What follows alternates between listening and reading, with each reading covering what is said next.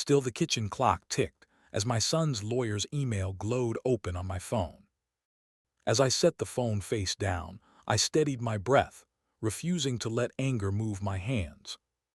While the clock kept ticking, each second landed heavier, counting more than time, counting loyalty. The same ticking followed every memory of raising him to value work over entitlement. That's when I understood he wasn't fighting for a future, he was suing for control. Still listening to the clock, I chose not to stop him. I chose to let the law teach him what I couldn't.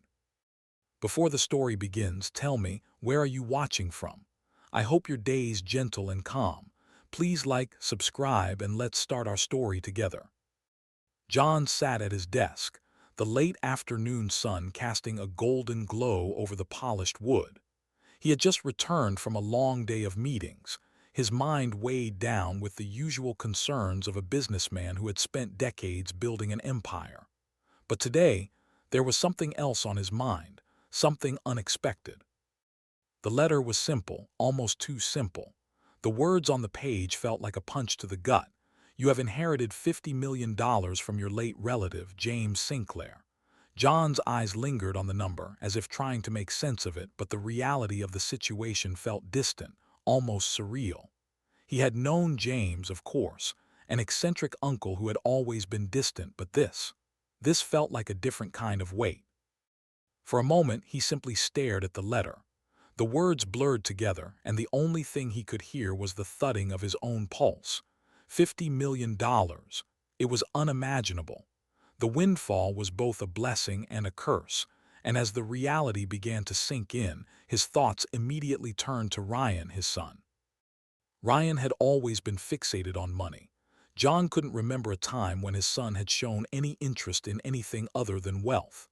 As a child, Ryan had been obsessed with the idea of luxury, even though they had never lacked for anything.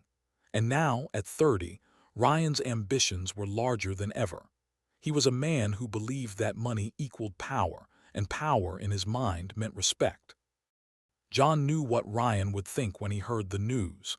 He would expect it, demand it even. His son's loyalty had always been conditional, tied directly to the things he could gain.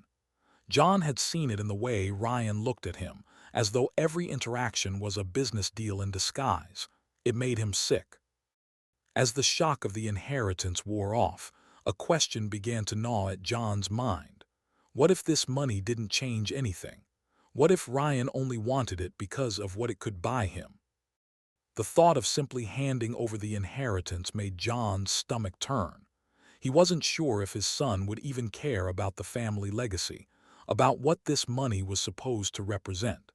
In a flash of clarity, he made a decision. He wasn't going to tell Ryan about the inheritance, not yet anyway. He needed to know where Ryan's true loyalties lay. Was he truly interested in his family, in their bond, or would he treat this newfound wealth as just another commodity? John wasn't sure he wanted to find out, but he had to. He turned to Clara, his wife, as the weight of his decision settled over him. Clara had always been his rock, the one who kept him grounded. When he told her about the inheritance, she listened quietly, her eyes widening at the news. But when John spoke of testing Ryan's loyalty, Clara's face darkened. "John, are you sure about this?" she asked, her voice a mix of concern and love. "Do you really want to test him like this? We've worked so hard for what we have. This could ruin everything." "I have to," John said, his voice firm but not without a hint of sadness. "I need to know who he really is. If he's only interested in what I can give him, then he doesn't deserve any of it." Clara sighed, but she didn't argue further. She knew John had always been distant from Ryan, but she also knew how much he wanted to believe in their son. Yet, as the days passed, she couldn't shake the feeling that whatever happened next would change everything. That night John packed his bags, the weight of his decision heavy in his chest. He didn't know how long he would stay at Ryan's, or what would happen once he revealed the truth. But one thing was clear: this wasn't just about money anymore. It was about finding out whether his son truly cared for him, or if everything had been just another transaction. As he zipped up his suitcase, John couldn't help but wonder, what if I'm making a terrible mistake? Would Ryan's reaction confirm his worst fears? Or would it be the beginning of a new chapter in their fractured relationship? John closed the suitcase with a sharp click. It was time to find out. John stood at the door of Ryan's house, a quiet weight pressing on his chest. He had expected to feel more certain about this moment, but as he rang the bell, the doubt began to creep in. WH. What was he really hoping to accomplish by doing this? Was he testing his son's loyalty, or was he just too scared to face the truth? The door swung open. Ryan stood there, looking genuinely surprised to see his father. He was in a t-shirt and sweatpants, his hair disheveled from the early morning, as though he hadn't expected visitors. "Dad," Ryan's voice was laced with confusion. "What's going on? What are you doing here?" John cleared his throat, trying to steady his nerves. "I'm staying for a while," he said, his tone casual, almost too casual. Ryan's brow furrowed, clearly caught off guard. "Stay at my place? Why?" John stepped inside, ignoring the sudden unease in Ryan's eyes. "I want to spend some time with you, see how you're living. Thought it might be nice to get to know each other a little better. You know, no distractions, just family time." Ryan hesitated, his gaze shifting over John's shoulder to the car parked outside. John could feel the skepticism radiating off him, but Ryan nodded slowly. "All right, I guess. It's not like I have much planned anyway." The tension in the air was immediate and thick, and John could feel it weighing on both of them. Ryan led him into the living room, where the faint hum of a television played in the background. John's eyes scanned the room, the expensive leather furniture, the sleek modern decor. Everything screamed success. But there was something off about it all. The sterile perfection of the space felt cold, unwelcoming. As the days passed, John tried to keep the focus on simple things, on the mundane, on casual conversation. But it wasn't long before he couldn't ignore the elephant in the room. Ryan talked about money constantly, not in passing, but as if it was the only thing that mattered. Every comment seemed to circle back to wealth, investments, deals, opportunities. Even in casual conversation, Ryan managed to weave it in. "I could flip that house and make a fortune," he said one night, after a brief mention of a neighborhood renovation. "If I had the capital, of course." John watched as Ryan spoke, trying to maintain his composure. It wasn't the fact that Ryan wanted to be financially successful. John had always supported that. It was the way it consumed him, the way everything in his life seemed to revolve around the pursuit of more. Even his wife, a woman John had seen as warm and grounded, had become a secondary figure in Ryan's eyes, always there but never truly present. And then came the evening when Ryan casually mentioned, "You know, Dad, you've always had some great opportunities. If you ever decided to hand over some of that inheritance." His voice trailed off, his meaning hanging in the air, unspoken but clear. John's heart sank, the knot tightening in his chest. Was this the man his son had become? He spent the next few days in a quiet turmoil. He hadn't come here to be a guest. He hadn't come to be polite. He was here to understand, to see for himself if Ryan's relationship with him and with the family was genuine or if it was all just about money. But with each passing day, John's doubts grew. The ease with which Ryan talked about wealth, the lack of any real emotional connection, it was everything John had feared. Was this the truth he was meant to find? Was Ryan's loyalty really so easily bought? John couldn't shake the thought that maybe, just maybe, he was making a mistake. Maybe this was all wrong. Maybe this test wasn't the way to go. Could he live with the consequences of discovering the truth if it meant losing his son forever? And what if Ryan didn't care at all? John lay awake that night, staring at the ceiling, as the sound of Ryan's laughter echoed faintly from the kitchen, a conversation he couldn't quite make out. The weight of his decision pressed down on him. He had come here to test his son, but was it possible that, in the process, he was testing himself too? The thought lingered in his mind like a dark cloud. and John couldn't decide if it was too late to turn back. John sat back in his chair, his fingers tracing the edge of his coffee mug, watching as Ryan animatedly spoke about his latest business ideas. They had been discussing investments casually, or at least John had hoped it was casual. It wasn't long before the conversation shifted, as it always did, toward money. Ryan's eyes lit up with excitement as he outlined his latest scheme, a startup, a real estate deal, something new and shiny that could make them both rich. "Imagine the returns on this, Dad," Ryan said, leaning forward, his voice practically vibrating with enthusiasm. "We could pool resources, take some risks, and watch it explode. I've been researching the market.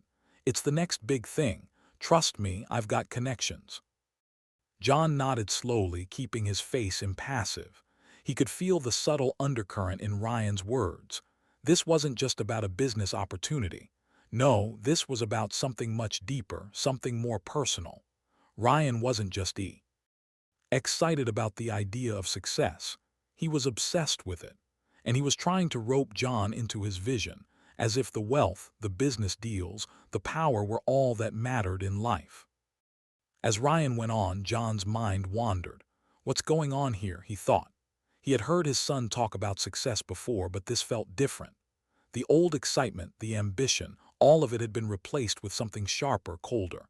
It wasn't about a shared future or a bond. It was about securing the next big payday. John couldn't shake the feeling that in this moment Ryan wasn't interested in reconnecting. He was interested in resources, what John could provide. John forced a smile, pretending to share Ryan's enthusiasm, but it was getting harder. The more Ryan spoke, the more John noticed the cracks in their relationship, cracks he had long ignored or dismissed as part of growing up. Ryan's comments weren't just about business anymore, they were about expectations. He expected John to help him, to back him up, to make his dreams come true. And it was all because of the money, always the money. "Dad, you should think about putting some money into this. I could make it work for both of us," Ryan continued, almost desperately. "I've got a plan, I just need a little capital to get started." John leaned back, his heart sinking. The words stung more than they should have. Ryan wasn't asking for advice. He was asking for a handout. For the first time, it wasn't just the business that was in play, it was their relationship too. John had come here to see if his son cared about him beyond the wealth he could give, and now he felt the full weight of his suspicion. Clara, who had been quietly observing the conversation, shifted uncomfortably in her seat. She saw the same things John did, the way Ryan's eyes kept darting to the idea of easy money, the way he was treating his father like a stepping stone rather than a parent. Clara had always been the more hopeful one, the one who believed Ryan could still change, could still see beyond the money. But even she was starting to doubt.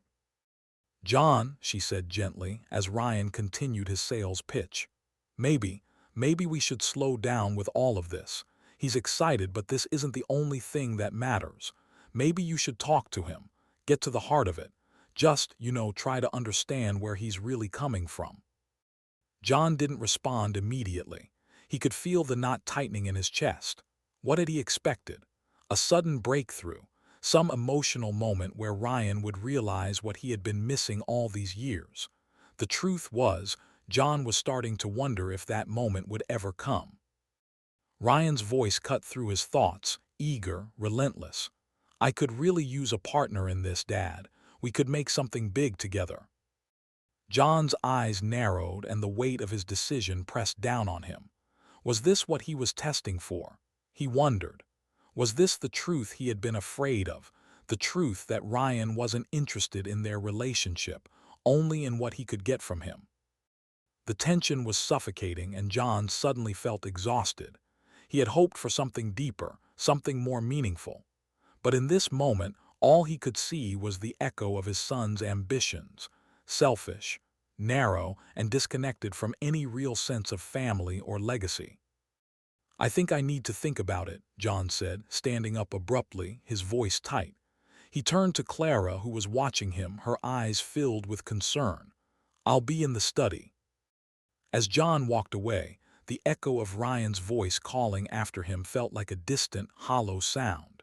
He didn't know if he was testing Ryan's loyalty anymore. He wasn't sure what he was testing anymore.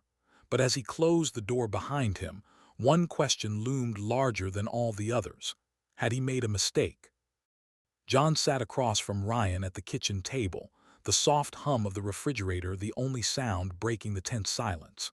The evening light filtered through the windows, casting long shadows on the room, but it felt like the darkness inside had already set in. Ryan had been different these past few days, more restless, more on edge. John had noticed it, of course, but it wasn't until now that the full weight of it hit him.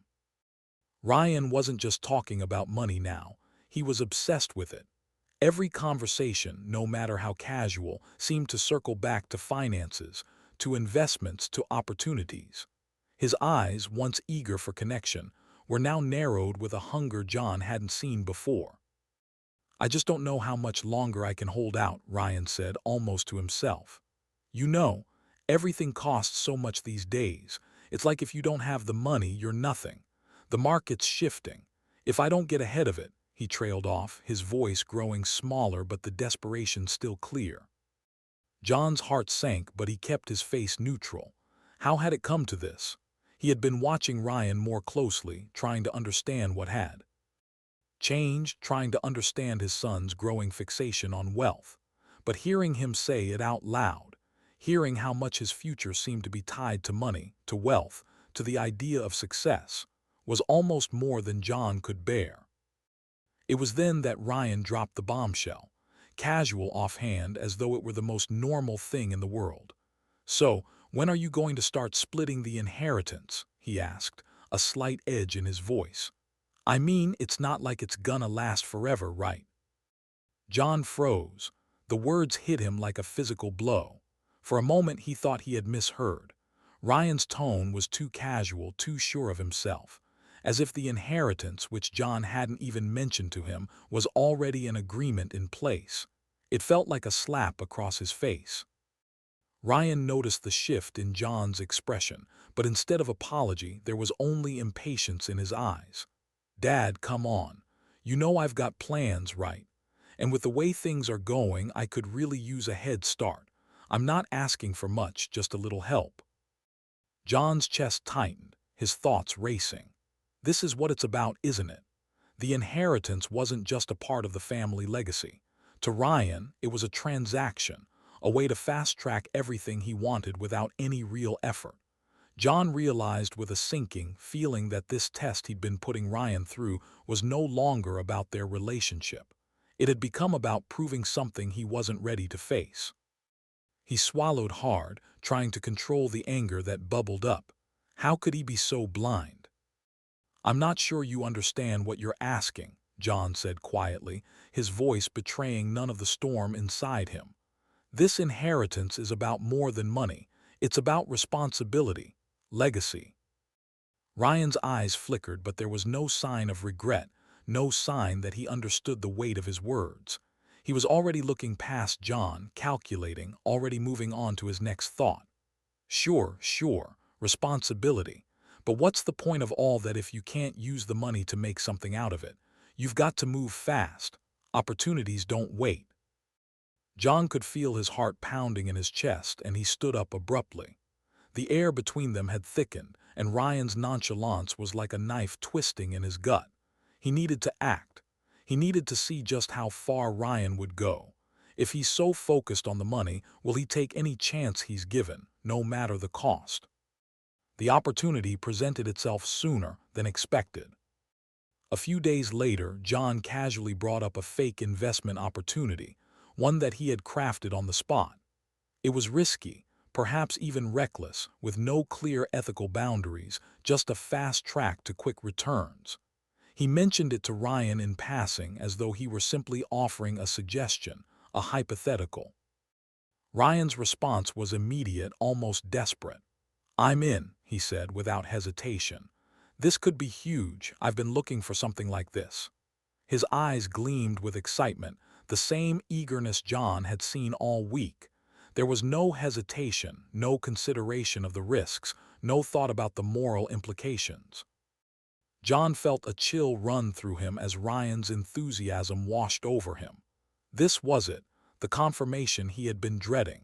Ryan wasn't interested in the legacy, in family, in the future.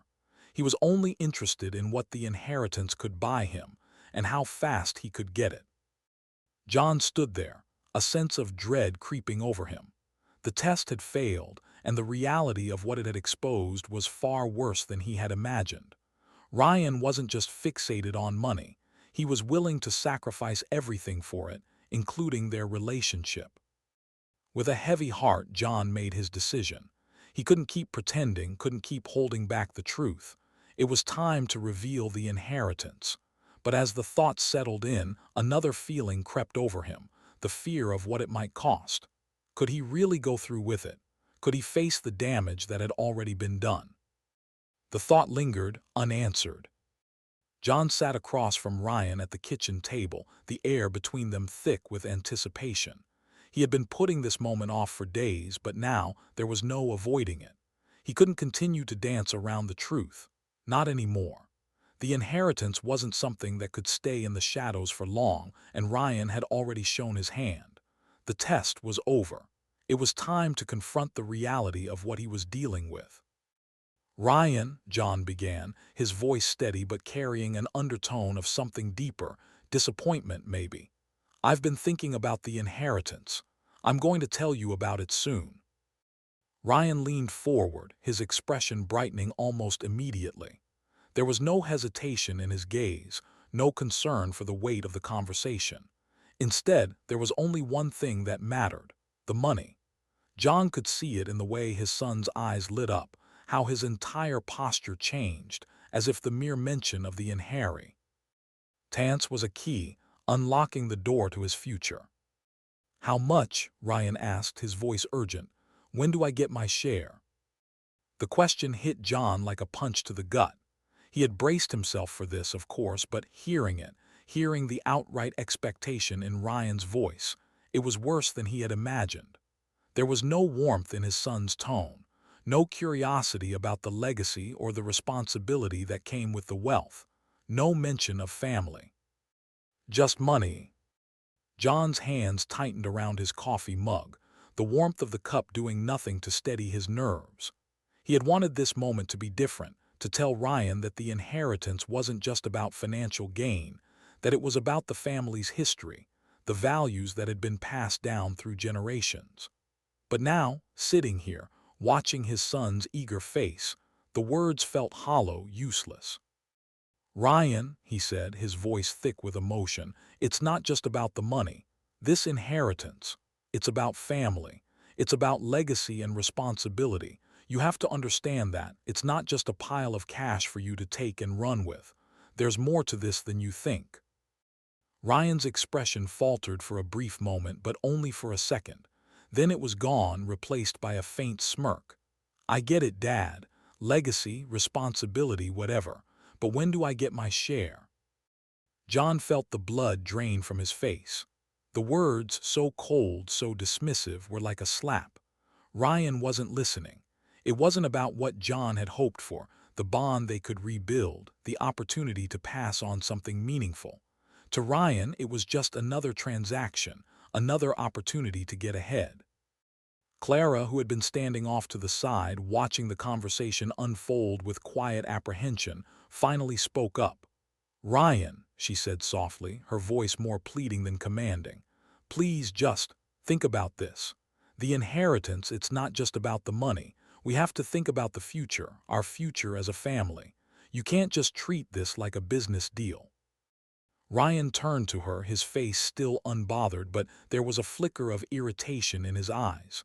"Mom, I'm thinking about the future. I've got plans, I need this. Don't you get it?"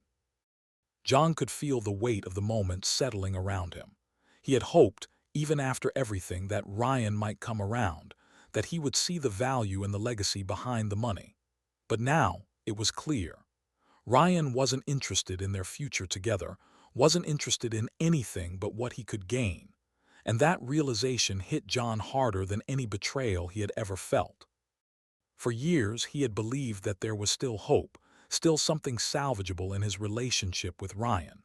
But now, as the truth settled in, John understood just how far gone their connection had become. Ryan's vision of the future didn't involve family. It didn't involve them. It only involved what he could take. John's voice faltered, the grief settling into his chest. "I don't think you understand," he said quietly. "This isn't just about you and me. It's about what comes after. It's about passing something down, something more than just wealth." But Ryan, unfazed, just shrugged. "Yeah, I get it, but when do I get my cut?" The words were like a dagger, each one confirming the nightmare John had tried to deny. Ryan wasn't interested in family. He wasn't interested in anything other than his share. The inheritance wasn't a symbol of legacy to him. It was a tool, a stepping stone. John's worst fears had been confirmed, and with it came a sense of finality. There was no going back from this. This was who Ryan had become, and now John had to face the consequences of that reality. As John looked at his son, the weight of the future pressing down on him, he realized that the true cost of inheritance wasn't just about the money. It was about the relationships that had been lost along the way. And with that, the air between them thickened, and John knew that what happened next would change everything forever. The night dragged on, the silence in the house suffocating. John sat alone in the darkened living room, the dim light from the fireplace casting long shadows on the walls. His mind raced, replaying the conversation with Ryan over and over again. He couldn't escape the memory of his son's words, how he had asked so casually when he would get his share of the inheritance. There had been no pause for reflection, no understanding of the weight of what John was offering. Just the cold, unfeeling demand for what he thought was his due. John rubbed his face, feeling the weight of the moment pressing in on him. Was he wrong to think there was still hope for their relationship? Every word Ryan had spoken felt like a nail in the coffin of any dream of reconciliation. It wasn't just the inheritance, it was everything. Ryan's eyes had been fixed on the money from the moment John had hinted at it, and now he saw it clearly. His son had never been interested in family or legacy. It had all been about the wealth, the power it could bring. John's fingers gripped the armrest of the chair, his knuckles white. What now? He had inherited this money not for himself, but to pass on something more meaningful, to preserve what his family had built. But now it felt like that legacy was slipping away. The more he thought about it, the more it became apparent. Ryan didn't deserve the inheritance. He hadn't earned it, and more importantly, he didn't even care about what it represented. Yet the decision weighed on him. Should he reveal the full inheritance? Would doing so be a mistake? He could feel the growing divide between them, between him and Ryan, between him and the man he had hoped his son would become. He had tried to hold on, to believe that there was still a connection, but the truth was inescapable. Ryan had shown him who he was, and it wasn't someone who valued the family or its history. Clara's words echoed in his mind, her voice soft but firm. "John, think about what you're doing. If you give him the inheritance now, what's left for you? For your relationship?" She had been worried from the beginning, but now, after the conversation with Ryan, her concern had deepened. She had urged him to reconsider, warning him that revealing the inheritance could be the final blow to their already fragile bond. "This might destroy everything, John. If you give him what he's asking for, he might never understand why you wanted him to earn it in the first place." Clara's voice had been laced with both fear and love, her concern for their family, their future, clear. John didn't respond to her that night, but now, alone in the quiet house, her words clung to him. What if she's right? What if revealing the inheritance, something meant to bring the family together, only drove an even deeper wedge between them? He was torn. His heart wanted to believe in his son, to believe that Ryan could still change, could still see the bigger picture. But his head told him that Ryan's values were already set, that he had crossed a line, and now there was no going back. The next few days passed in a blur. John kept to himself, retreating into a quiet space of doubt and uncertainty. Clara tried to talk to him, but he didn't have the answers she needed. How could he explain to her that the man he had raised, the son he had hoped would carry on their family's legacy, had turned out to be someone who valued money more than anything else. Meanwhile, Ryan continued to talk about future investments, as though the inheritance were already a part of his portfolio. John could feel the distance between them growing. Ryan wasn't even pretending anymore. He was treating the inheritance like just another business deal, something to be used and exploited. Every conversation about investments, about securing his future, felt like another reminder that the emotional bond he had once believed in was gone. John felt emotionally drained, like he was suffocating under the weight of his decision. Every time he thought about confronting Ryan again, about finally revealing the inheritance, a deep sense of dread overtook him. He wasn't sure what would happen, but the fear of losing his son entirely, of realizing that their relationship might never be the same, paralyzed him. And then, finally, after days of internal struggle, something shifted. The realization settled in like a stone at the bottom of his stomach. He couldn't keep pretending that Ryan's values were anything other than what they were, driven by greed. And if that was the case, then maybe the only way forward was to stop playing along. John knew he had to take a more drastic approach, but what that approach would be, he wasn't yet sure. The feeling of finality lingered, and with it, a deep sense of loss. The man he had hoped to see in Ryan, the man who would care for the legacy and the family, wasn't there. As John sat alone, his heart heavy with the decision ahead, he realized that no matter what happened next, things would never be the same. But the question still haunted him. Was it too late to salvage anything at all? John stepped into his home, the door creaking shut behind him, but the quiet of the house felt wrong. There was a low murmur of voices coming from the living room, an odd sound that pulled his attention immediately. He hadn't expected anyone to be over. Ryan usually spent his evenings alone or out with friends, but tonight was different. As John walked closer, he recognized the voices, Ryan's and Liam's. The conversation was low, but the words hit him like a jolt of electricity. They were talking openly about money, his money. John paused just outside the door, unwilling to intrude but unable to stop himself from listening. The words were unmistakable. "We need to move fast," Ryan's voice said, filled with a certain eagerness that made John's heart drop. "The longer we wait, the less we get. But if we use the right connections, I'm telling you we can claim a bigger share of this inheritance." Liam's voice followed, sharp and calculating. "Exactly. I've got people who can help. We just need to get it before anyone else does." John stood frozen in place, the weight of their words sinking in. Connections. Claim a bigger share. It hit him hard. The betrayal wasn't just in Ryan's greed, but in how openly he had been plotting with Liam.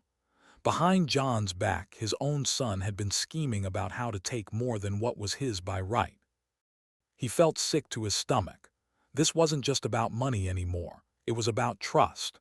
His son, the person he had spent years raising, had no respect for what this inheritance was supposed to mean. And here, in his own home, Ryan and Liam were treating it like a business deal, something to be manipulated and exploited. John pushed open the door, his presence enough to silence the room. Ryan looked up, his face going pale, his eyes wide with surprise, though it quickly turned to something else, defensiveness, perhaps even a little guilt. But Liam didn't even flinch. He just sat back, a smirk curling at the corner of his lips. "What the hell is this?" John's voice was sharp, colder than he intended, but the anger was already bubbling up inside him. Ryan shifted uncomfortably in his seat, avoiding his father's gaze. "It's not what you think," he said quickly, his voice wavering. But the confidence was gone, replaced by a nervousness John hadn't heard before. "No, I think it's exactly what I heard," John replied, his heart pounding in his chest. He took a step closer, his eyes never leaving Ryan.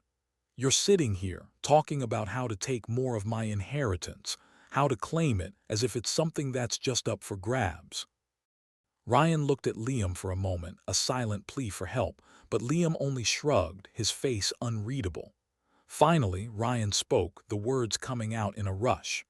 Dad, I was just being pragmatic. You know how these things work. You've built something huge and I'm just trying to figure out how to get my piece of it. Pragmatic, John's voice broke, the disappointment cutting deeper than he could have imagined. Is that what you call this? Plotting behind my back with your friend to take what you think is owed to you? Ryan shifted uncomfortably, his anger bubbling just beneath the surface. It's not like that, Dad. I'm not trying to hurt you. I've been working hard. I deserve a chance to make something out of all this. I'm not just going to sit here and let everything pass me by. John's trust shattered in an instant. It wasn't the words that stung. It was the realization that Ryan had been so far gone in his pursuit of money that he couldn't see the bigger picture. He didn't care about family, about what had been built before him. All that mattered was getting more. And the worst part, he had never even considered the emotional cost. Ryan, John's voice was barely above a whisper, raw and broken. He couldn't even look at his son anymore.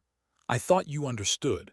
I thought this was about family, about something more than just wealth.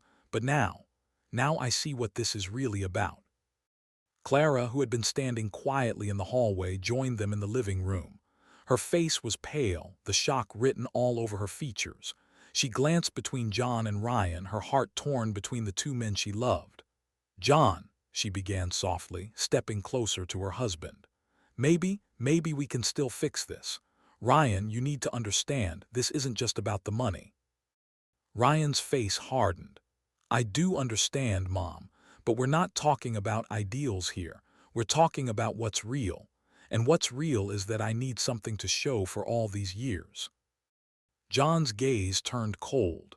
He had always hoped that Ryan would come around, that he would come to value family, legacy, responsibility. But now he could see that hope was gone. It was too late.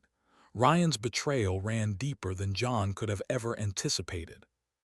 John stood silently for a moment, his heart heavy, torn between the grief of losing his son's respect and the crushing reality of the man Ryan had become. He realized that it was time to make a decision. A final one. The inheritance, the family legacy. He couldn't give it to someone who viewed it as nothing more than a business transaction. And with that thought, John knew that whatever happened next, everything had changed. Forever. John sat at the kitchen table, the weight of his decision settling over him like an impenetrable fog. The conversation with Ryan had been eating at him for days, twisting through his thoughts with a relentless, nagging tension. He had hoped, prayed even, that there was some way to avoid this moment, the moment when he would have to face the truth about his son and the inheritance that had been meant to bring them closer. But the truth had been revealed. Ryan's greed, his fixation on wealth, had already carved a deep chasm between them. The more John thought about it, the more he realized that if he gave Ryan the inheritance without any strings attached, he would be doing a disservice to everything he had worked for, to everything that had ever mattered in this family. The inheritance wasn't just money. It was a legacy, one that Ryan seemed to see as nothing more than a prize to be won. As John sat in the quiet of the house, he knew what he had to do. It was time to reveal the inheritance, but it wouldn't be handed over freely. There would be no easy path to the wealth Ryan so eagerly sought. If his son wanted it, he would have to prove that he deserved it. John wasn't going to make the mistake of giving away the family's future without any real test of character. When Ryan walked into the room, looking as cocky and entitled as ever, John felt a deep, heavy sense of finality. There would be no more games, no more pretending. This was the moment. Ryan, John began, his voice steady, but there was an undercurrent of something raw beneath the surface. I've decided to reveal the inheritance to you, but it comes with a condition. Ryan's eyes lit up immediately, his lips curling into a half-smile, as if he had won. Finally, he muttered, stepping closer, clearly expecting John to hand over the fortune without hesitation. John didn't let the excitement cloud his own resolve. It's not just money I'm giving you, Ryan. This inheritance is tied to responsibility. You won't get it simply because you think you're entitled to it. You have to prove you can handle it. You have to show that you can work for it, that you understand what it means." Ryan froze, his face momentarily faltering. The smile slipped off his face as he tried to process the words. "What?" he asked, a laugh edging into his voice, though there was an unease in his eyes. "Are you seriously telling me that I need to earn what's already mine?" "This isn't just about you," John said calmly, though every word felt like it was tearing him apart. "It's about the legacy, the history of this family. It's about what this wealth represents. If you want it, you need to show me you're capable of handling it. Show me you can live up to what it means, not just take it because you feel entitled to it." Ryan's face twisted in anger, his eyes flashing with a mix of frustration and disbelief. "You can't be serious," he spat, his voice rising. "You're trying to control me, manipulate me into proving something. I've worked my whole life for this. I deserve it, and you know it." John's heart clenched at the words, but he refused to let them break him. "No, Ryan, you've never worked for it. You've never shown me you understand the responsibility that comes with this. I won't just hand it to you. If you want this inheritance, you'll have to prove you've earned it." Ryan stepped back, his fists clenched at his sides, his face reddening with rage. "This is bullshit," he snarled, his voice trembling with anger. "You're just being controlling. You're trying to hold something over me. Well, you know what, Dad? Fine, you want to play this game? I'm done. I'm done with you." Without another word, Ryan stormed out of the room, his footsteps heavy as they echoed through the empty house. The door slammed behind him, leaving John standing there motionless. For a moment, John didn't move. He felt the emptiness of the room around him, the hollow echo of his son's departure. His heart ached, but there was something else, something sharper, more final. It was a sense of relief. As much as it pained him, John knew he had made the right decision. He had to. He couldn't continue to enable Ryan's sense of entitlement. If Ryan wanted the inheritance, he would have to prove he could handle it, not just as a means to get ahead, but as a responsibility to carry forward with honor. John's mind wandered to the road ahead. His relationship with Ryan was likely shattered, perhaps irreparably, but he had no choice. He had done what he had to do, even if it meant losing his son forever. The question remained, however, was Ryan willing to change, or had John pushed him too far? The silence that followed Ryan's departure was suffocating, and as John stood there, the weight of the decision settled in. He knew this might be the last time he would ever see his son the same way again. But for the first time in a long while, he felt a sense of finality, a decision that had been made, no matter what came next. The days that followed Ryan's outburst were the hardest John had ever endured. The house felt empty, quieter than usual, as if the walls themselves had absorbed the tension of that final confrontation. John sat at the kitchen table, a cup of coffee in front of him, the steam rising in the morning light, but it brought him no comfort. His thoughts kept circling back to that moment, the words he had spoken to Ryan, the anger in his son's eyes, the finality of it all. He had done what he thought was right. He had tried to protect the legacy, to make sure that Ryan earned what was rightfully his, that he would learn the value of responsibility. But now, looking back, John couldn't help but wonder if it had been the wrong approach. The rift between them seemed insurmountable, and every passing day made it more evident that the relationship they had once shared was irreparably damaged. Clara, who had been supportive of John's decision from the start, had also become increasingly distant. She still stood by him, but there was a weariness in her voice whenever she spoke of Ryan. She had tried to comfort John, but it was clear that she, too, was heartbroken. It wasn't just the money, it was the loss of hope, the feeling that their son, their flesh and blood, was no longer the person they had raised. "John, do you really think this is the right choice?" Clara asked one evening, her eyes filled with a sadness that seemed to echo in the silence between them. "I mean, is it worth it, all of this? Is it worth losing Ryan forever?" John had no answer. He couldn't promise her that Ryan would come back. The thought of their son, the one he had tried so hard to guide, turning his back on them completely, felt like a crushing weight. But he also knew that if he gave in now, if he handed Ryan the inheritance without proving he could earn it, it would be just as damaging. It would send the message that Ryan's actions were excused, that entitlement could be rewarded. Still, John couldn't shake the feeling that perhaps, just maybe, he had crossed a line that could never be uncrossed. The decision had been made, and now the fallout had begun. Ryan, predictably, had distanced himself even more. His phone calls had stopped, his visits to the house became few and far between, and when they did speak, it was always clipped, curt. John felt the weight of the emotional divide growing with each passing day. The anger that had once burned brightly in Ryan was now tinged with bitterness, and John could see it in every interaction, every word that came from his son. The hope that one day things might go back to normal was fading. It was then that Liam, ever the opportunist, tried to worm his way into Ryan's ear.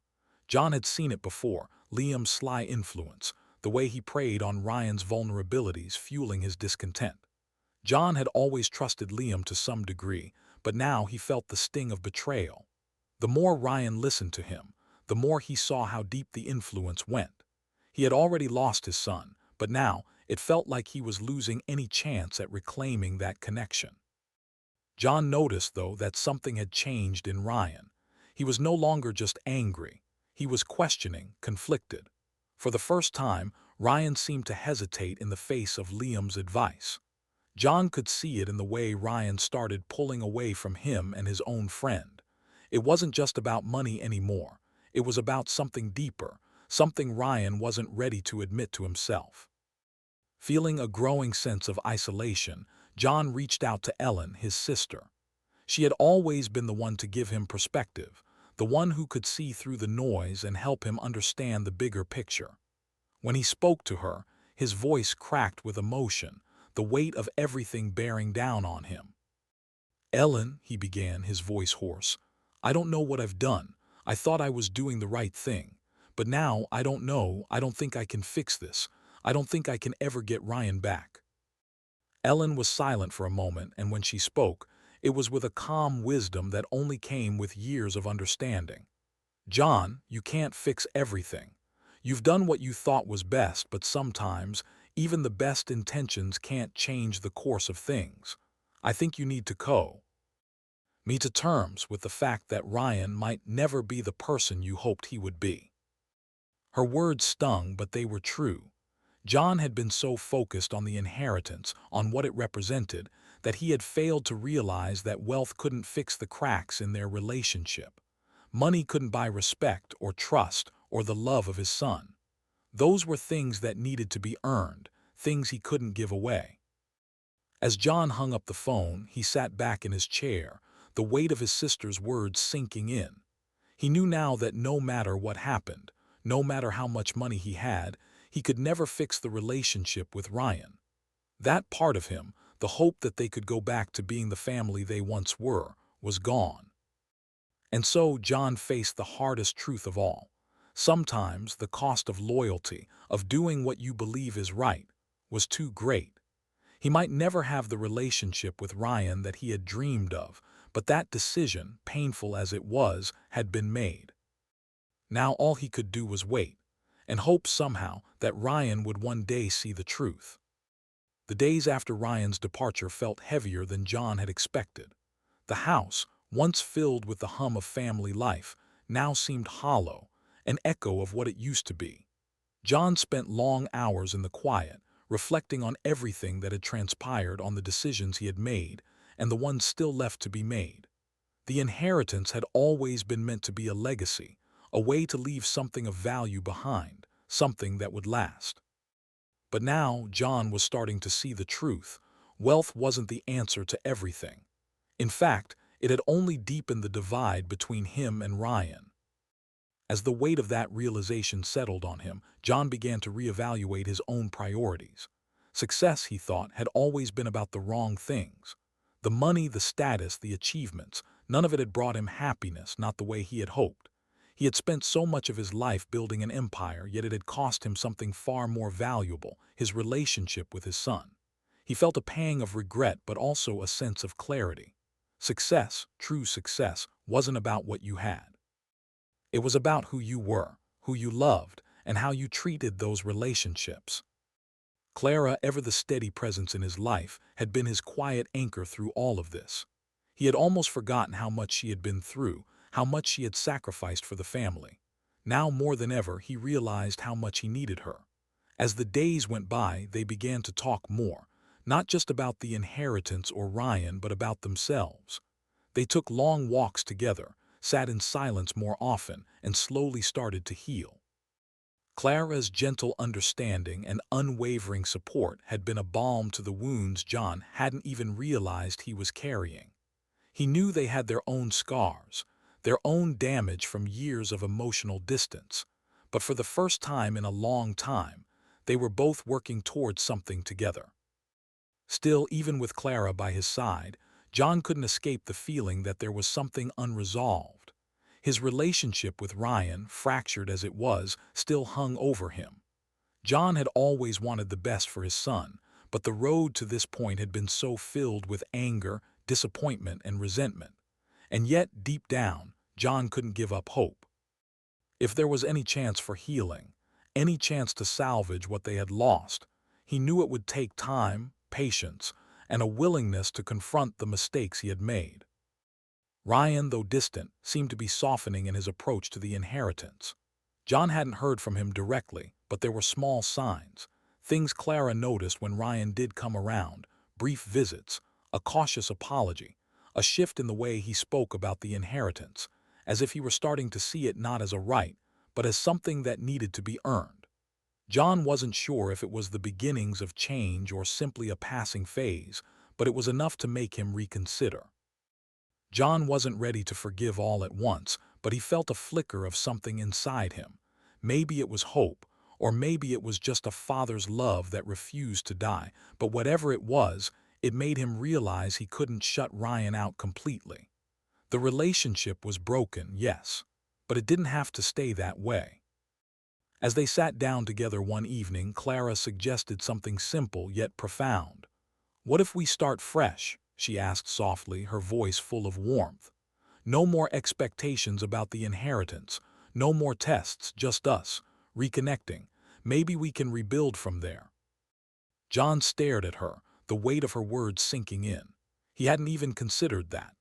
The idea of starting over without the cloud of wealth and entitlement hanging over them was strangely freeing. Maybe Clara was right. Maybe the only way forward was to stop looking at the inheritance as a point of division and to focus on what they had, what they could still have. John sighed, his heart heavy but lighter than it had been in days. He didn't know what the future would hold, or whether he and Ryan could ever get back to where they were. But for the first time in a long time, he felt something close to peace. His decision had been difficult, but perhaps it was the right one. The next few weeks passed slowly, filled with tentative steps toward healing. John and Clara spoke more openly, and Ryan, though still distant, began to come around more often. Their conversations were strained at times, but they felt different, less about the money and more about the people they were becoming. John knew there would be setbacks, moments of frustration, but the small steps, those fragile moments of connection, gave him something to hold on to. The road ahead would be hard, and there were no illusions about the challenges they would face. But as John stood in the kitchen one morning, looking out the window at the life he had built, he realized that the most important thing, the thing that mattered most, wasn't the wealth, the inheritance, or the empire he had spent his life building. It was the people beside him. It was the chance to rebuild the relationships that had been fractured, to heal the wounds that had been caused, and to find peace in the process. And with that, John knew that while the future was uncertain, it was one he was finally ready to face, with hope. The days that followed had been quieter, but they were no easier. The house felt like a weight on John's shoulders, every room a reminder of everything that had unfolded, the fractures in his family too raw to ignore. He and Clara had begun to heal, but it wasn't without its difficulties. They had spent years together, building a life, but now that life felt different. The inheritance, the test with Ryan, everything had taken its toll. Clara had been more withdrawn than usual. She wasn't angry at John, not really, but there was something there, something she couldn't hide. The tension between them had shifted, a quiet distance that had grown since that final confrontation. John could sense it in the way Clara avoided certain topics, in the way she looked at him sometimes, her eyes filled with a mixture of sadness and concern. One evening, as they sat in the living room, Clara spoke first. Her voice, though calm, carried a weight that John hadn't heard before. "You know, I've been thinking about everything that's happened," she began, her eyes meeting his. "And I don't know, I feel torn, John. I see why you did what you did, but the way you treated Ryan, it wasn't just about the inheritance. It was like you were testing him, pushing him away." John opened his mouth to speak but hesitated. The words he had used to justify his actions felt hollow now, as if the meaning had shifted since then. Clara wasn't wrong. Maybe, in his attempts to protect the legacy, he had pushed too hard, too far. Maybe he hadn't seen Ryan for who he was becoming, only for who he had hoped he would be. And maybe Clara had been right all along to worry. "I know," John said quietly, feeling the sting of regret. I couldn't stand the thought of Ryan taking everything without understanding what it meant. I thought he'd change if he earned it, if he saw it as something more than money." Clara sighed, running a hand through her hair. "But that's just it, John. Ryan wasn't ready for that. And maybe you weren't either. You know as well as I do that he's not like you. He's not built for this kind of responsibility. But pushing him the way you did, it just pushed him further away." John winced at her words. It was hard to admit, but he couldn't deny that Clara was right. The way he had handled things had only fractured their relationship further, making Ryan retreat into anger and resentment. He'd been so focused on doing the right thing by testing his son that he hadn't considered the cost. And now, he was left with the aftermath. As the days passed, John's thoughts drifted back to Ryan. He couldn't shake the feeling that, somewhere beneath the anger and the walls Ryan had built, there was still a chance to fix things. He couldn't just let it end like this, not when there was a chance for healing. Finally, one evening, after Clara had gone to bed, John picked up the phone. His hand hovered over the dial for a moment before he pressed the numbers. It felt like the hardest thing he had ever done, but he dialed anyway. The line rang once, twice. Then Ryan's voice came on the other end, guarded but unmistakable. "Yeah," Ryan's tone was clipped, distant. "Ryan," John said, his voice steady but tinged with emotion. I think we need to talk. No more tests. No expectations. I just want to start over. I want us to rebuild whatever we have left." There was a long pause on the other end of the line, and for a moment John thought Ryan might hang up. But then Ryan's voice came back, quieter now, with an edge of uncertainty. "Fine, I'll meet you," Ryan said, his words barely above a whisper, "but don't expect me to just forgive you, Dad. There's a lot you don't understand." John's heart sank. He had expected this. Ryan's anger was still there, simmering beneath the surface, but the fact that Ryan agreed to meet was a small step. He wasn't sure where it would lead or whether it would even bring real healing. There was so much resentment, so many unanswered questions, but John wasn't backing down. Not now. The meeting was set for the following afternoon, and when John arrived at the cafe, he saw Ryan sitting by the window, his face unreadable. The boy he had raised seemed like a stranger now. The distance between them more than just physical, it was emotional, a chasm too wide to cross easily. Ryan barely looked up as John approached, and for a long moment they simply sat in silence. John knew the conversation wouldn't be easy, but it was necessary. It was the only way forward. Finally, Ryan spoke. "You know, I wasn't just after the money," he said, his voice raw. "I was angry. I didn't get what I thought I deserved, and that's on me. But it wasn't just greed, Dad. It was insecurity. I don't know how to be the person you wanted me to be. I've always felt like I was chasing something, and I thought if I had everything it would make me feel better. But it didn't." John's heart clenched, a mix of relief and pain flooding him. It was the first time Ryan had ever shown any vulnerability, any understanding of his actions. But as much as it hurt, it wasn't enough to erase the distance. Not yet. John remained silent for a moment, his mind racing. Was this the turning point, or just more of the same?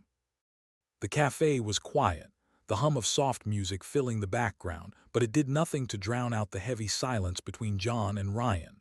They sat across from each other at a small, round table, a cup of coffee each, untouched, sitting between them.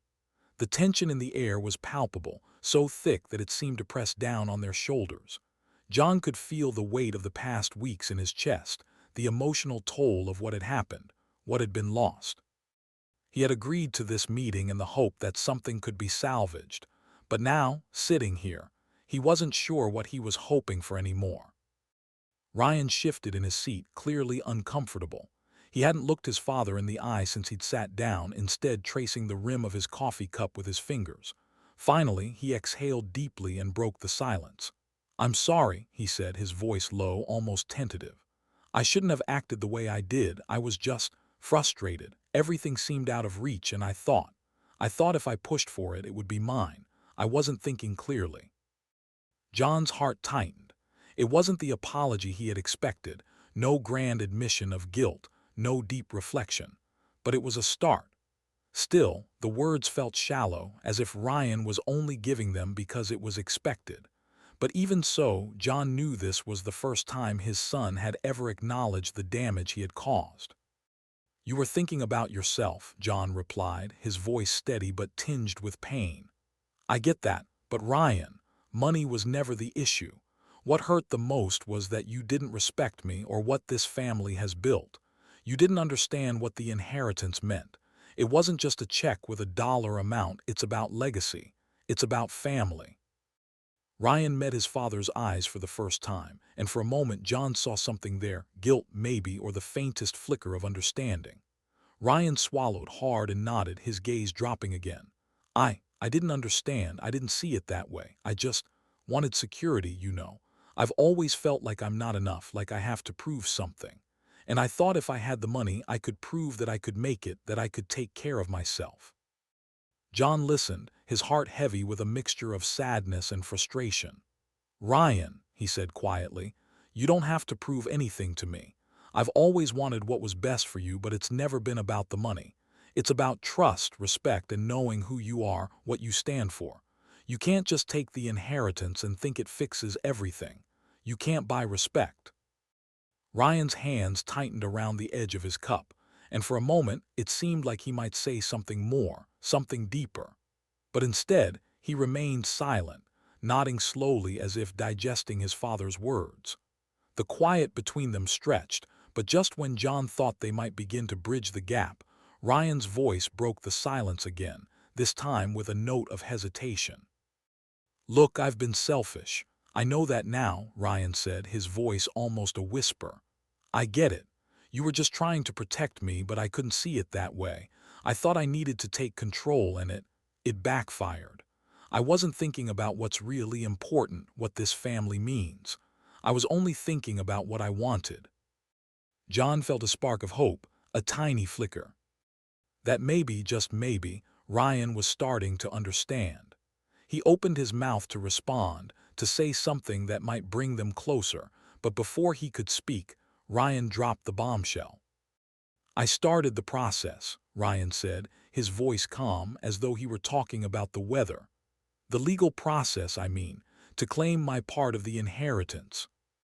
John's heart stopped. The words hit him like a slap, and for a moment he couldn't breathe. The hope, the tiny spark of reconciliation, evaporated in an instant. He stared at Ryan, his mind racing, the room closing in on him. What did he just say?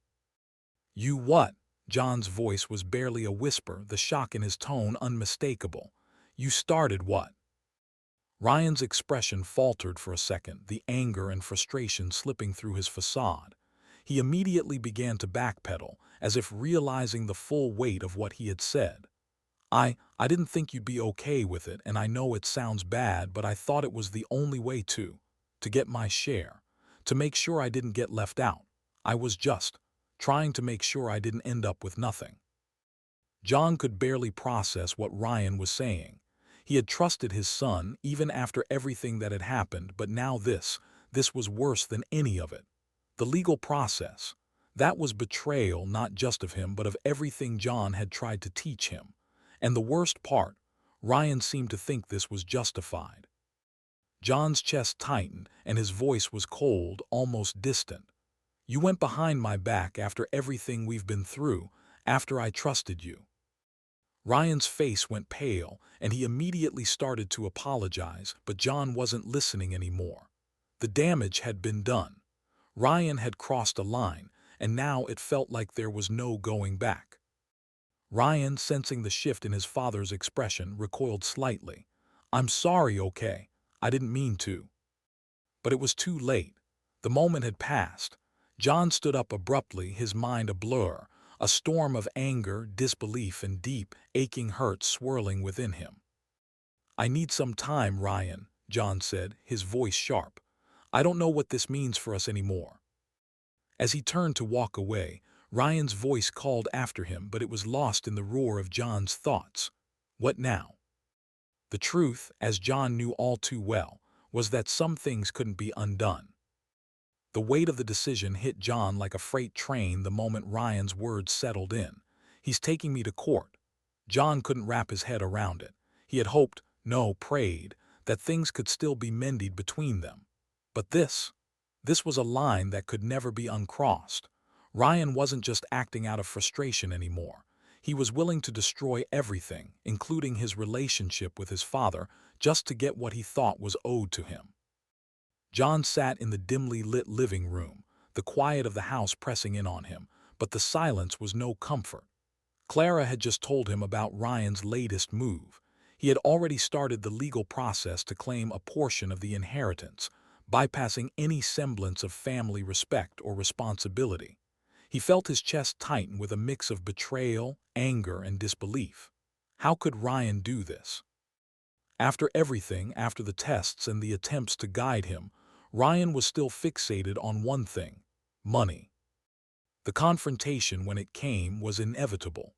John found Ryan at his apartment later that day, sitting on the couch, the same familiar arrogance in his posture. But there was something else in his eyes now, a coldness that hadn't been there before. John's breath caught as he stepped inside, the finality of the moment pressing down on him. This was it. Ryan, John said, his voice strained, I know about the legal process. You're going through with it. Ryan didn't flinch. He didn't even look up from his phone, his fingers tapping quickly across the screen. Yeah, I am. What's the problem? He asked, his voice laced with a mix of indifference and something more dangerous, defiance. John's fists clenched at his sides, his heart hammering in his chest. He tried to steady himself, to hold back the wave of anger that was threatening to break. The problem is that you're willing to destroy everything we've ever had over money. You're not just going after the inheritance. You're going after me. Ryan finally looked up, his gaze deflecting, a flicker of irritation crossing his face. I'm not trying to destroy you. I'm securing my future. I don't know what you expected me to do, just sit around waiting for you to give it to me. That's not how life works. John's head spun, the words feeling like a slap. Securing his future, this was about more than just money. It was about respect, about understanding that some things couldn't be bought, especially not family. You don't get it, Ryan, John said, his voice low but thick with emotion. It's not just about the money. It's about the legacy, the trust, the bond we're supposed to have. You're choosing to tear it all down. And for a quick fix. Ryan's face hardened, the bitterness creeping back into his voice. I didn't ask for any of this. I didn't ask to be put in this position. You made me feel like I wasn't good enough, like I had to earn your approval just to get what's mine. How's that supposed to build a relationship? John felt the sting of his son's words like a knife. He tried. He tried so hard to give Ryan what he needed, to help him understand that wealth and legacy were about more than just getting ahead. But now, all of that seemed meaningless. Ryan's priorities hadn't shifted. The same selfish drive that had fueled his actions from the start still burned inside him. Ryan, I'm asking you now, John said, his voice breaking. Do you even understand what you've done? This isn't about securing your future, it's about greed. It's about not valuing the relationship we had. You've crossed a line and I don't know if there's any coming back from it. Ryan stood up, the distance between them growing. He opened his mouth to respond, but John cut him off, the frustration and heartache too much to bear. I don't even know who you are anymore. You're so caught up in what you can get that you've lost sight of everything else. You've lost me, and that's something money can't fix. The words hung heavy in the air, and for a moment neither of them spoke. Ryan's face twisted with something, regret, maybe, or the frustration of finally facing the consequences of his actions. But it was too late. The damage had been done. Clara's voice echoed in John's mind, her suggestion to stop trying to fix everything. Let Ryan face the consequences of his choices. She was right. This wasn't something John could undo, and as much as it hurt, he realized he had to let go. I can't do this anymore, John said quietly, his voice steady but filled with finality. I can't keep fighting for a relationship that you're not willing to fight for. I'm done. Ryan's eyes widened as if the words took him by surprise, but John saw no remorse, no understanding of the gravity of the decision. Just confusion, maybe even anger. But it didn't matter. John had made up his mind. He turned to leave, his heart breaking with every step. Maybe one day you'll understand, but until then I can't be part of this anymore. As he walked out of Ryan's apartment, the door closing behind him with a soft click, John knew that this was the end of something, maybe the end of everything. But what hurt the most was knowing that no matter what happened next, the damage was irreversible. Ryan had made his choice and John had made his. Now the question remained, was there any way back, or had this been the reckoning they couldn't escape? The weeks that followed Ryan's departure felt like a slow, suffocating march. John found himself in a state of constant reflection, replaying every conversation, every decision, every misstep.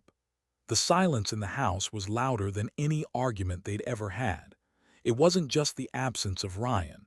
It was the void left by the broken bond, a space that no amount of time or words could fill. John had always prided himself on the strength of his family, but now it felt like everything was crumbling. Clara, as always, was his rock. She was there for him, comforting him when the weight of it all became too much to bear, but even her quiet support couldn't ease the pain. There were nights when they lay in bed, the space between them growing wider, not because of a lack of love, but because of the unspoken grief they both carried. Clara had been right there beside him when he made the decision to withhold the inheritance, but she could see the toll it had taken on him. She wasn't blind to the fact that his choice had shattered their family. And yet, she never once said, "I told you so," or made him feel like he was entirely to blame. But John could see it in her eyes, the same conflicted emotion that gnawed at him every waking moment. She loved him, yes, but she also loved their son, and the chasm between them had become too wide for her to bridge without tearing herself in two. Clara was caught in the middle, a silent observer of their unraveling relationship, unsure whether to support her husband or try to understand her son's actions, which, despite everything, seemed driven by a desperate desire for security. Meanwhile, Ryan continued with his legal pursuit, his anger and bitterness growing with each passing day. Every time John checked his email or saw a letter from Ryan's lawyer, it felt like a fresh wound. The legal battle felt like an endless storm, dragging on, clouding any hope of reconciliation. It wasn't just about money anymore. It was about pride, about Ryan's need to prove something, something John couldn't quite grasp and maybe never would. The deeper Ryan went into the fight, the more isolated he became. The anger that had once been directed at John turned inward, and John could see the toll it was taking on his son. It was hard to watch, even from a distance. The bitterness was consuming Ryan, and John couldn't help but wonder if there was any part of his son left that wasn't motivated by greed, anger, or the fear of being abandoned. Every attempt to reach out to Ryan had been met with resistance. John had sent messages, made phone calls, each one filled with the same fragile hope that maybe, just maybe, Ryan would listen, that he would realize the damage his actions were causing. But each time it was the same: silence, avoidance, or worse, manipulation.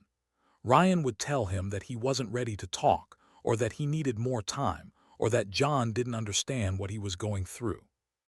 It was as if every word John spoke only pushed Ryan further away, as if the space between them was growing with every attempt to fix what had been broken. John found himself questioning everything. Did I make the right decision? Did I push him too hard? Was there another way I could have handled it? The self-doubt gnawed at him like a persistent ache. But no matter how many times he ran the scenario over in his mind, the truth remained the same. Ryan had crossed a line. And while John had always been willing to forgive, he wasn't sure Ryan was even capable of asking for it, let alone earning it. One evening, in the midst of his internal struggle, John reached out to Ellen. She had always been his sounding board, the one who could offer clarity when everything else seemed clouded by emotion. Ellen listened patiently as John poured out his feelings, the anger, the hurt, the exhaustion. And when he finished, she said simply, "John, family can't be forced. You can't make someone change. They have to want it for themselves." Her words hit John harder than he expected. It was the truth he had been avoiding. No matter how much he wanted to fix it, no matter how much he wanted Ryan to see reason, it wasn't something John could control. Ryan had to come to terms with his own actions. He had to choose whether or not to rebuild their relationship, not John. And in that moment, John understood something he had been resisting for so long. The burden of this fight, of trying to fix everything, couldn't fall entirely on him. As days passed, the weight of Ellen's words began to settle in. John's heartache deepened as he realized that, no matter what happened, he might never see his son the same way again. And the painful truth was this: love, respect, loyalty, those things couldn't be bought. Not with money, not with apologies, not even with time. John's resolve hardened, a quiet finality taking hold. He couldn't keep waiting for Ryan to change. He couldn't keep hoping that one day everything would magically return to what it was. After much internal struggle, John made the difficult decision to let go. It wasn't easy, it didn't feel right, but it was necessary. Until Ryan was ready to come to him, not with demands but with genuine remorse, John knew he had to move forward, even if it meant leaving Ryan behind. And so John let go of the anger, let go of the hurt. The hardest part, though, was accepting that the relationship they had may never return. It was a truth he couldn't escape. The silence stretched on, both between him and Ryan and within himself. And as he stood at the crossroads, he realized that the future would be shaped by what came next, and whether Ryan was ever willing to rebuild the trust that had been shattered. Weeks passed, and John began to feel the weight of his decisions ease just a little. The silence between him and Ryan, though still thick, had become more manageable. He had focused on his relationship with Clara, the one part of his life that still felt whole. They spent more time together, quiet evenings, long walks, simple moments that had once been lost to the hustle of everyday life. With each passing day, John felt a growing sense of clarity. The space he had created, the distance from Ryan's demands and manipulation, allowed him to breathe more freely. Slowly, he was starting to rebuild his life, one where he didn't feel like he was constantly being tested or torn between loyalty to his son and his own sense of self-worth. But just as he thought he had begun to move forward, a message came, unexpected, jarring. "Ryan." It was brief, only a few lines, but it stopped John in his tracks. "Dad, I need to talk. I've been thinking a lot and I want to apologize. Can we meet?" The words hung in the air, a painful reminder of everything that had been broken. John felt the rush of emotions all over again: anger, hurt, confusion, but beneath it all something else, the faintest glimmer of hope. He stared at the message for what felt like hours. He had told himself that he was done, that he couldn't keep waiting for Ryan to come to his senses. Yet here it was, an invitation to meet, a chance, perhaps, the last chance to address everything that had happened between them. Clara noticed the change in his demeanor when he read the message aloud. "What do you think?" she asked softly, her voice full of caution. She had stood by him, had supported him through all the heartbreak, but she, too, was unsure. Was this just another game, another attempt to manipulate him? I don't know, John replied, his voice thick with uncertainty. I've spent so long trying to fix things, Clara, but every time I open up he just shuts me out. Or worse, he tries to take control again. Clara gave him a small smile, a mixture of encouragement and concern. Maybe this time it's different, she said, her words filled with hope, but tempered by the years of watching John and Ryan's relationship erode. After a long silence, John made up his mind. I'll meet him, he said finally, but I'm not going in with any expectations. Just one last conversation. I need to know if he's really ready to change. The meeting was set for the next afternoon, at a small cafe that had once been a place of simple joys, before everything had unraveled. John arrived early, the sense of anticipation gnawing at him, but when Ryan walked in, something inside him shifted. His son, the boy he had once known so well, looked different. The defiance that had once been etched into Ryan's face was gone. In its place was a look of regret, of vulnerability that John hadn't seen before. Ryan sat down across from him, the usual tension between them still palpable but not as sharp as it had been. There was no bravado, no arrogance in his posture. He looked smaller somehow, like he had been weighed down by the same burden John had carried for so long. Hey, Dad, Ryan said, his voice quieter than usual. I'm sorry. I've been thinking a lot and I know I screwed up. I don't know what I was thinking. I shouldn't have gone after the inheritance like that. I was wrong. John listened, but his heart was guarded. He didn't want to fall for the words this time, didn't want to let hope cloud his judgment. Ryan had apologized before, and each time it had been followed by some new betrayal, some new demand. Was this time different? Or was it just another manipulation in a long line of them? Ryan continued, his voice softer now, more sincere. I was just scared, Dad, scared that I'd end up with nothing. I thought if I had the money I could fix everything, my life, my future. But I see now that I was wrong. I shouldn't have treated you like that. You didn't deserve it. John's chest tightened, the weight of Ryan's words crashing into him. Part of him wanted to believe this was the breakthrough they needed, the moment where everything fell into place. But the other part of him, the part that had been hurt so many times before, remained cautious. You're not just asking for forgiveness, are you? John asked, his voice steady but tinged with doubt. You're not trying to get something from me again. Ryan's eyes flickered with something, maybe shame, maybe desperation. But for the first time in a long while there was no defensiveness. No, Dad, I'm not trying to get anything. I'm asking to start fresh. Without all this. Without the inheritance, without anything. Just us trying to rebuild. The words hung in the air, and for a moment John didn't speak. His mind raced. Was this real? Could Ryan really be offering a clean slate, or was this just another attempt to get what he wanted without earning it? Finally, John spoke, his voice quieter now, more tentative. If we're going to start over, Ryan, it's going to take time. Trust isn't something you can just rebuild in a day. It's going to take a lot more than words. I need to see if you're really ready to change. Ryan nodded, his expression earnest. I'm ready. I know it's not going to be easy, but I want to make things right. I want to be better. John felt a flicker of something in his chest, a soft stirring of hope. It wasn't enough to erase the hurt, but it was a start. One small step, one tentative word at a time. He couldn't promise that everything would be fixed or that the past wouldn't haunt them. But maybe, just maybe, there was a path forward. I'm willing to try, John said, his voice resolute but cautious. But we're starting from scratch. No expectations, no more games. We rebuild and we do it together if you're really ready. Ryan's face softened, and for the first time in a long time, John saw a glimpse of the son he had once known, the one he had always hoped would return.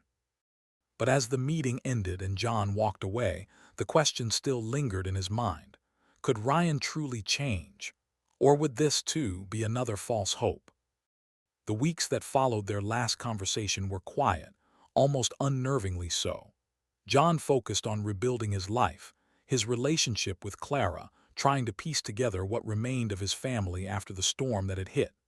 He didn't know if things with Ryan would ever get back to normal, but he couldn't keep living in the past. The weight of his son's demands and the constant manipulation had taken a toll on him, but now he felt a sense of relief in the distance. He spent more time with Clara, their shared grief slowly transforming into something gentler, something they could work with. There were moments of peace, small gesture.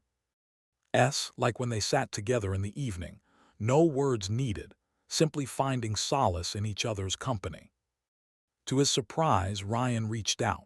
A simple message, a plea for a face-to-face meeting. At first, John hesitated. He had told himself that he was done trying, that the trust had been shattered beyond repair. But the part of him that still cared, the part that still wanted his son in his life, couldn't let it go. Ryan had apologized before, but it had been insincere, fleeting. This time felt different. John felt the familiar twinge of hope but tried to guard it. He knew better than to expect too much. Still, he agreed. One last conversation. Maybe this time they could finally understand each other. The cafe they met at was small, almost forgotten in the corner of the city. It seemed fitting, two people sitting in a space where the world could hardly reach them, alone with their unresolved issues. Ryan was already there when John arrived, sitting at a corner table, looking more vulnerable than he had in years. His face wasn't hardened with anger or pride this time. It was open, as if he were waiting for something. "Hey, Dad," Ryan greeted, his voice quieter than usual, almost hesitant. John sat down across from him, the space between them still heavy, but there was something softer now, something fragile. Ryan didn't waste time with pleasantries. He went straight to the point. "I was wrong," Ryan said, his voice steady but laced with regret. "I shouldn't have gone after the inheritance the way I did. I see that now. I've been selfish, thinking I could just get everything without realizing what it was doing to us. To you."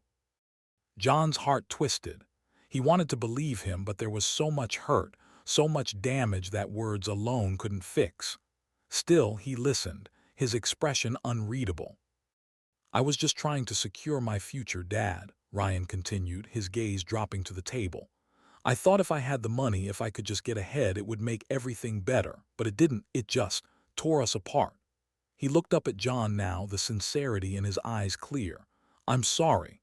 I've been lost in the pursuit of wealth, and I didn't see what it was costing me, what it was costing us." John sat back, his mind racing. Had Ryan truly changed? There had been so many empty promises before, so many moments like this that had been followed by more manipulation.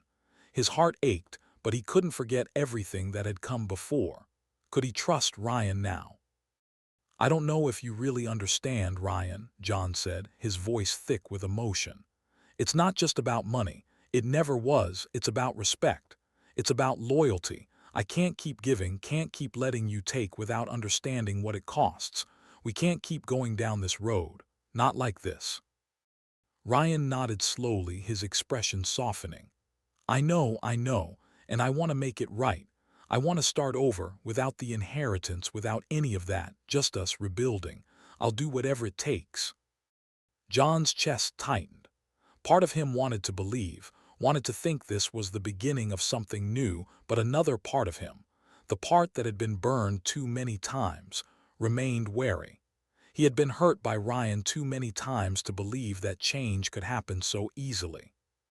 John took a deep breath, the weight of the decision settling over him.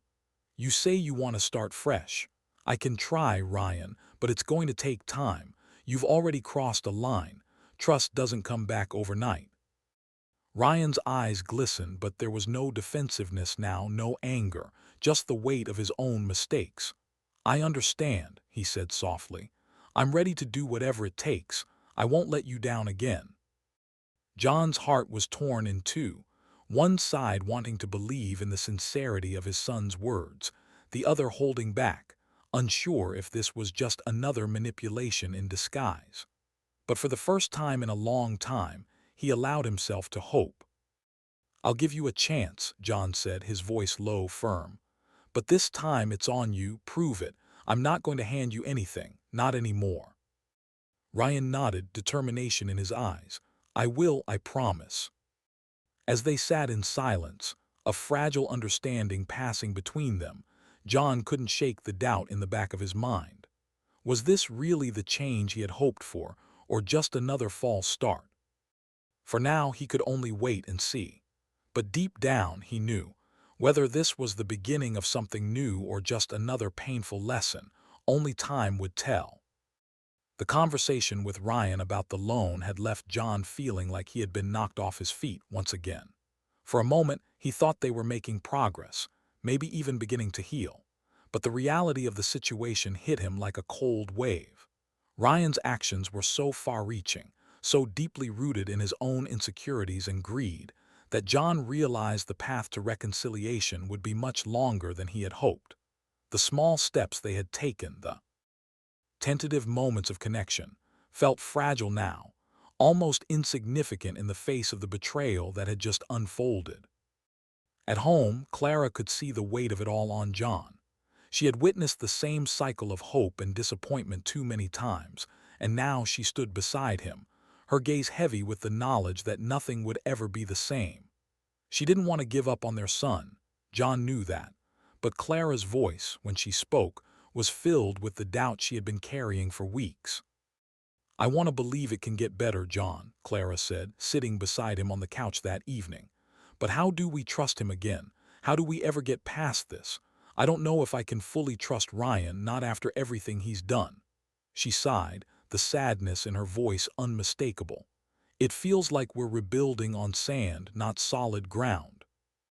John took a deep breath, the frustration and grief welling up inside him. He wanted to fix it, to make everything go back to normal, but he wasn't sure it could ever go back. Ryan's actions had been so blatant, so damaging. Could he truly forgive him?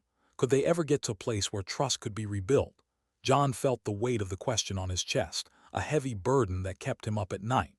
Ryan had betrayed him time and again in so many ways. Was it too late for him to change? Or was Ryan's behavior beyond redemption? Ryan, to his credit, had begun taking small but significant steps. He started working harder, putting in extra hours at his job, and he even took on some risky freelance work to build his own financial stability. John watched from the sidelines, unsure of how to feel. On one hand, he saw his son trying to make things right, struggling, yes, but trying. On the other hand, the damage was still there, still fresh in his mind, and John couldn't just forget it. He couldn't just pretend that the betrayal never happened. As the weeks went by, Clara and John began to see signs of Ryan's growth, though they were hesitant to acknowledge them fully. He wasn't asking for anything anymore. He wasn't pushing or demanding or making excuses. Instead, he was taking responsibility for his mistakes, his own way in his own time. He was quiet about it, but there was a shift. Ryan started paying down the loan, inching toward financial independence, and John began to see something that he hadn't seen in a long time. A glimpse of the person Ryan could become if he truly tried. But even as they saw this growth, the wounds remained. Clara and John both carried the scars of everything Ryan had done, and every step forward felt like it was built on fragile ground. The fear that it could all unravel at any moment lingered just beneath the surface, a silent tension that neither of them knew how to shake. For John, the decision wasn't easy. He still wasn't sure if he could ever forgive Ryan fully or if he would ever truly trust him again. But one thing was clear: Ryan was trying, and so was John. The path to forgiveness was long, longer than he'd ever imagined, but he knew that in order to rebuild their relationship, it would have to start with small steps. As they moved forward, John tried to push aside his lingering doubts. He chose to focus on the present, on the small signs of progress, and on the possibility that just maybe, Ryan was becoming the person he had always hoped he could be. The road was far from easy, and it would take time, more time than John had hoped. But he was willing to take those small steps, one at a time, toward healing. Ryan, for his part, seemed grateful for the chance, more than John could have anticipated. His actions were starting to match his words, and for the first time in a long time, John felt a flicker of hope. But the question still hung in the air. Could this be enough?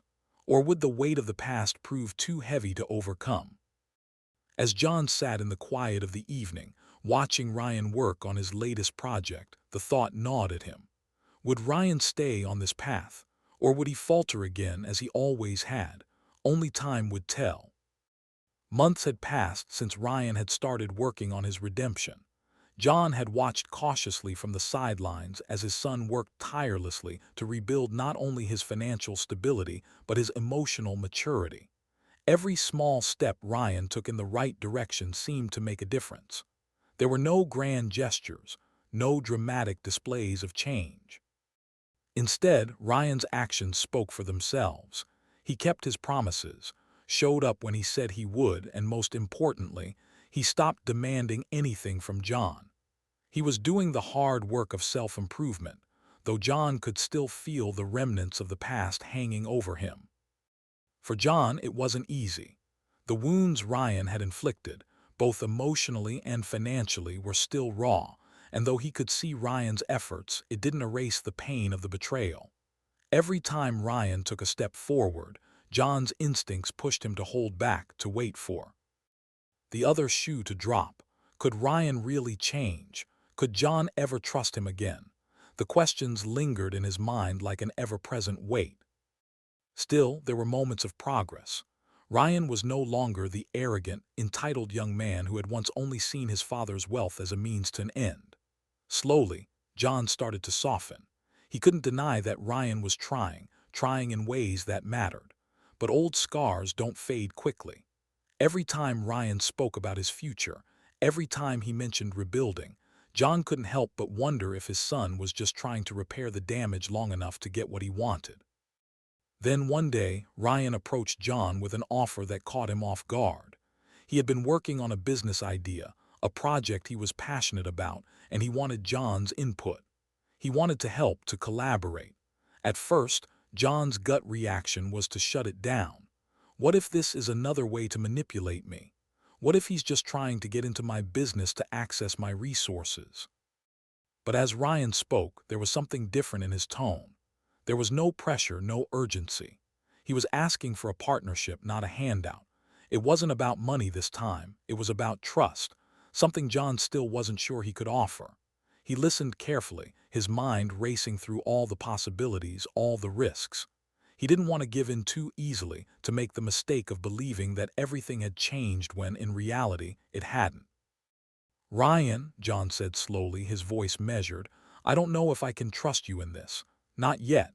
There's still a lot to work through." He could see the slight flash of disappointment in Ryan's eyes, but the young man didn't push. He simply nodded as if he understood. Clara, always the voice of reason, had been watching the situation unfold quietly from the sidelines. She had seen John's guarded nature, his reluctance to truly let go of the past, and she knew how difficult it was for him to allow himself to hope again. One evening after Ryan had left, Clara turned to John, her voice soft but firm. "John, I know you're scared.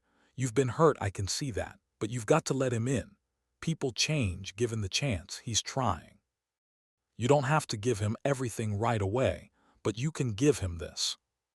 John looked at her, her words settling in the silence between them. He knew she was right. His fear had always been his own, his inability to forgive, his hesitation to believe in the possibility of change.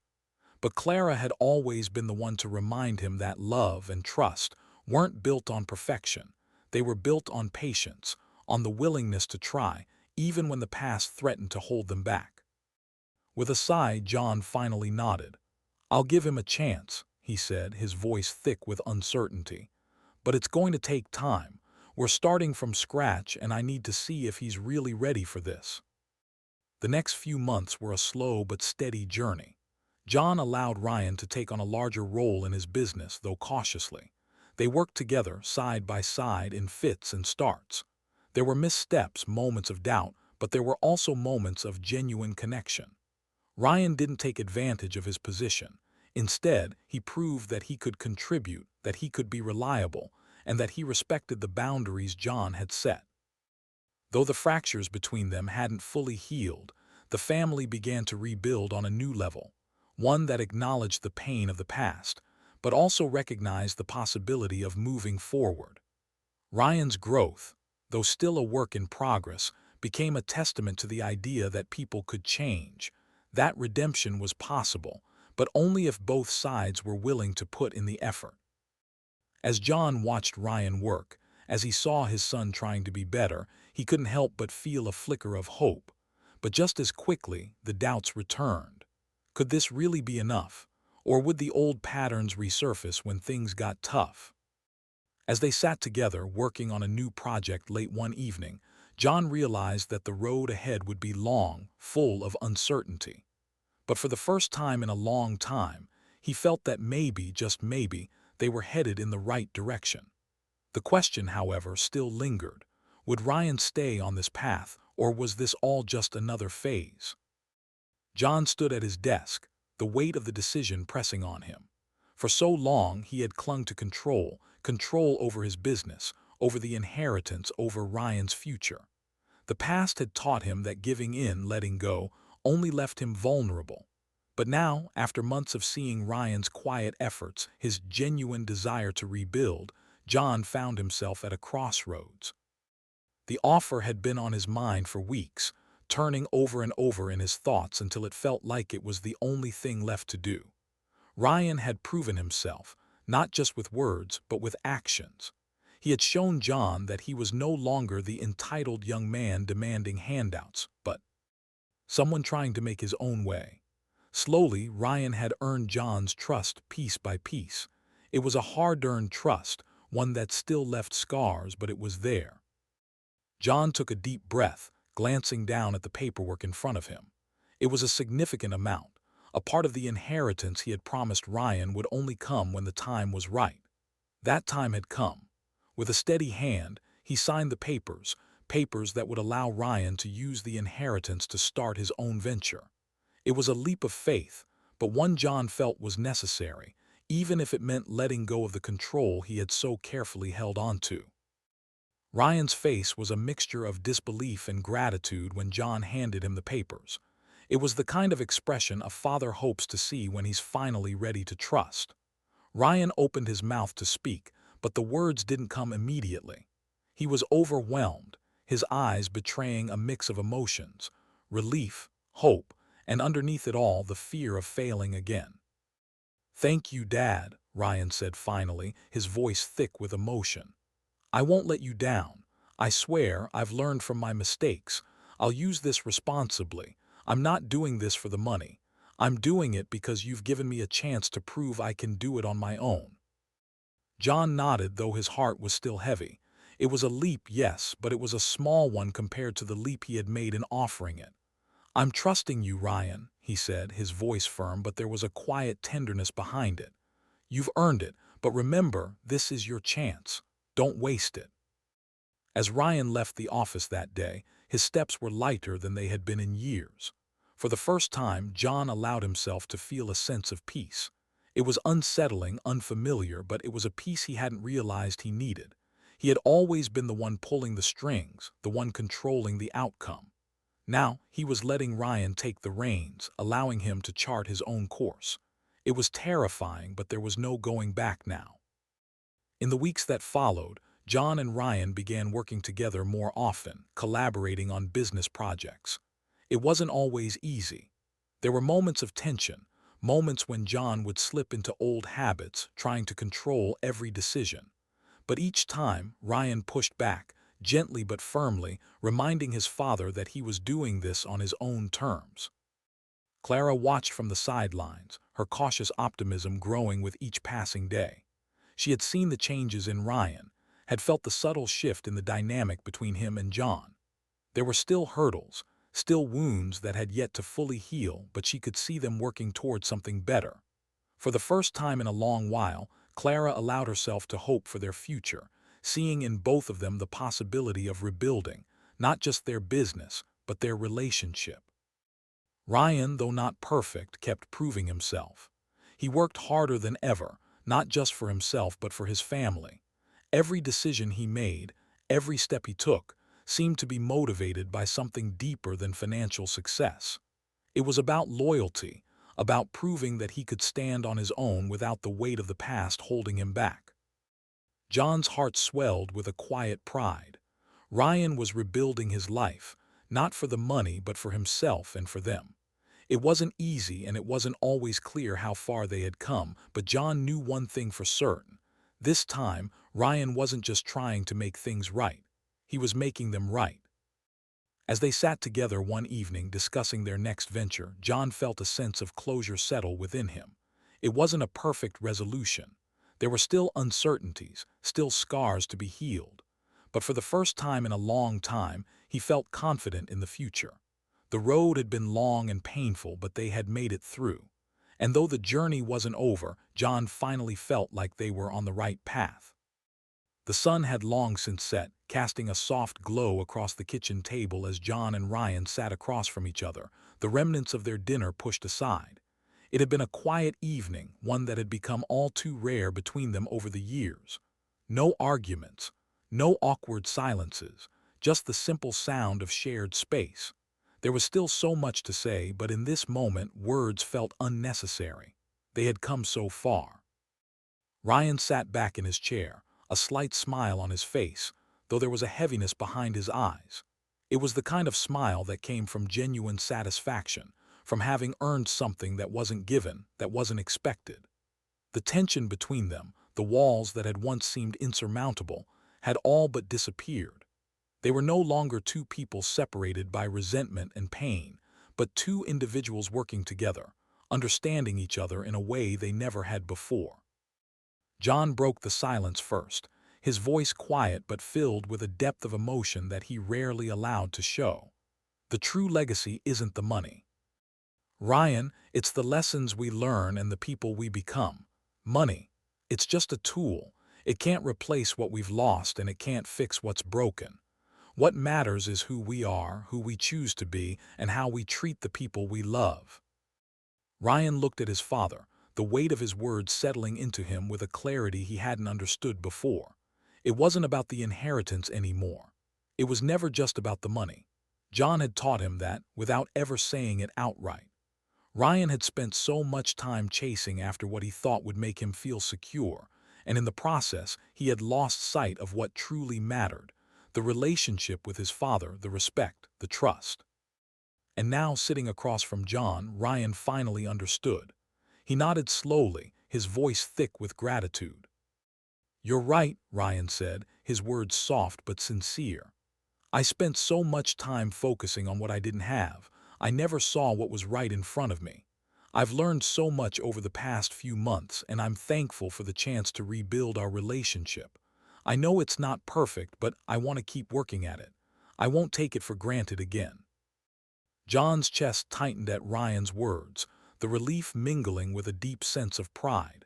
It wasn't about forgiveness anymore. It was about growth. It was about seeing Ryan take responsibility for his past mistakes and truly trying to change, trying to be the person John had always hoped he could be. The journey hadn't been easy, but they were on the right path. From across the room, Clara watched the two men, a gentle smile on her face. She had seen their struggles, their pain, and had carried her own share of the burden in the silence between them. But now, for the first time in years, Clara felt something she hadn't allowed herself to feel for a long time: peace. There was still uncertainty, but she could see it, feel it, the shift that had taken place. She could finally breathe easier, knowing that her family was healing. That evening, they gathered around the dinner table, John, Ryan, and Clara. It wasn't a grand celebration, but it didn't need to be. The air between them was lighter than it had been in years, filled with laughter, quiet conversations, and a sense of mutual respect. The walls had come down, brick by brick, and though there was still work to be done, they were finally back at the table together. As John looked at his family, a sense of calm settled over him. The inheritance, once the source of so much tension, no longer felt like a burden. It had been the catalyst for change, for growth, and for healing. For the first time in a long time, John allowed himself to believe that maybe, just maybe, everything had happened for a reason. The road ahead was still uncertain, filled with challenges. But in this moment, John felt a deep, unshakable confidence that his family was on the right path. As the evening came to an end, John looked at his son and then at Clara, and he knew that while they couldn't erase the past, they were building something new, something stronger, something worth holding on to. The future ahead was uncertain, but for the first time in years, John felt ready to face it with hope.